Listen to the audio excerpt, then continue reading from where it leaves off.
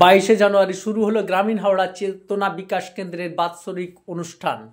30তম বর্ষে রক্তদান দিয়ে শুরু হলো তাদের এই বাৎসরিক অনুষ্ঠান। প্রথমে আহলে সুন্নাত মাদ্রাসার কোরআন তেলাওয়াত দোয়ার মধ্যে দিয়ে এই অনুষ্ঠানের সূচনা হয়। উপস্থিত ছিলেন বিশিষ্ট ব্যক্তিবর্গ। জাতীয় পতাকা উত্তোলন, এরপর ক্লাব পতাকা উত্তোলন করা হয়।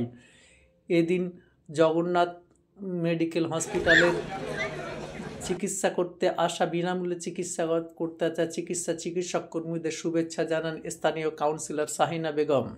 উপস্থিত ছিলেন হাওড়া জেলা কংগ্রেসের পলাশ ভান্ডারী সহ একঝাঁক নেতৃত্ব। সকলে রক্তদাতাদের শুভেচ্ছা অভিনন্দন জানান। এই অনুষ্ঠানে সক্রিয় ভূমিকা নেন আসিফ ইকবাল, তবিয়ত দেওয়ান, সোহম সর্দার, শেখ নাসিম সহ অন্যান্য জন। এদিন কয়েকশো মানুষ চক্ষু ও বহুমুখী স্বাস্থ্য পরীক্ষার সুবিধা নেন। বিস্তারিত রিপোর্ট।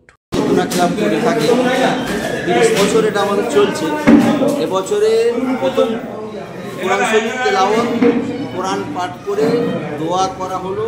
গুরু সারা ভারতবর্ষে মুসলমান, শিখ, ইসাই সবাই যেন সুস্থ থাকে, ভালো থাকে, কোনো রকমের আমাদের দেশের মধ্যে যেন অপ্রীতিকর ঘটনা না ঘটে। এবং আমার গ্রামবাসী 2 নম্বর চকমধুবাসীকে, 2 নম্বর ওয়ার্ডবাসীকেও দোয়া করা হলো যাতে কোনো রকম স্বাস্থ্য নিয়ে কোনো অসুবিধা না হয়। এটা দিয়ে আমরা দোয়া করে প্রোগ্রামটা শুরু করলাম।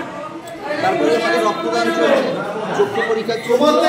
চক্ষু পরীক্ষা শুধু নয়, এই চশমাটা আমাদের ক্লাব এবং আমাদের কাউন্সিলর শাহিনা বেগম ফ্রিতেই মানুষকে, দুস্থ মানুষদের অ্যারেঞ্জ করিয়ে দেওয়া হয়।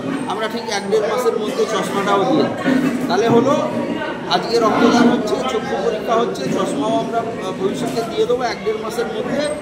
কালকে আমাদের 4 দলীয় ক্রিকেট, যেটা আগে থেকেই হয়ে আসছে, 4 দলীয় ক্রিকেট হবে। এবং পরশু মানে আমাদের অঙ্কন, বাচ্চাদের অঙ্কনের চলবে, প্রোগ্রাম আছে। তারপরে ফুটবলের উদ্বোধন হবে, ওই দিনকে ফুটবল হবে। 25 তারিখেও আমাদের ফুটবল ফাইনাল হবে। 26 তারিখে ফ্ল্যাগ উত্তোলন হবে এবং পাড়ার কচিকাচ্চা বাচ্চাদের নিয়ে বিভিন্ন রকমের ইভেন্ট, স্পোর্টস করা হবে।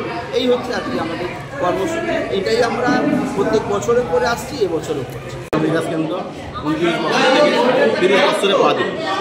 30 বছরে পা দিল মানুষের যেভাবে সেবা করছে, রক্তদানের মধ্যে সবাই আত্মীয় হচ্ছে। আজকে রক্তদান, স্বাস্থ্য চক্ষু পরীক্ষা চেতনা বিকাশ কেন্দ্র করছে এবং মানুষের কানে কানে হাওড়া জেলাতে এই চেতনা বিকাশ কেন্দ্র একটা দৃষ্টান্ত তৈরি করেছে। তার জন্য আমি চেতনা বিকাশ কেন্দ্রকে অনেক অনেক ধন্যবাদ জানাই।